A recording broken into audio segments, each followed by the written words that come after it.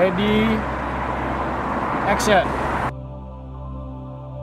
I got the idea for this film when I was reading an article about one of the bridge in Korea, and this bridge is a very popular place for people to commit suicide. So a company installed lamps with encouraging messages to prevent people from committing suicide. Getting the cast and crew, all of the cast and crew, they're only my friends who is very nice and kind, giving their time to help me out.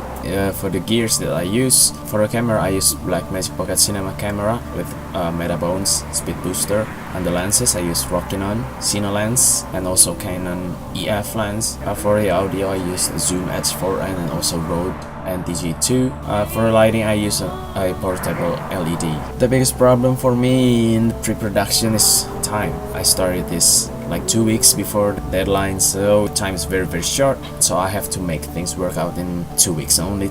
We shot this film for 2 days, but the first I intended to finish it only 1 day, but there are some problems here and there, so I have to do some extra shooting on the next day. The biggest problem was the battery life.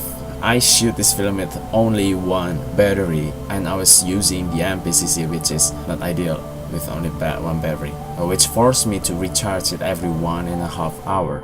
And the other problem is the place is pretty windy, and since it's on the bridge, it's very noisy. There are many cars passing by. And the post-production, I have like 5 days because it's not very long, and I already drawn the storyboard. It's not that hard. The fun part for me is color correction and grading. I always shot films with DSLR before, and this is my first time using the MPCC, since it has a wider dynamic range than DSLR. Grading is different. You have like more control of the color, more freedom, but the grain is pretty bad since it's very dark. Thank you for your time, and thank you for watching the film. See you next time.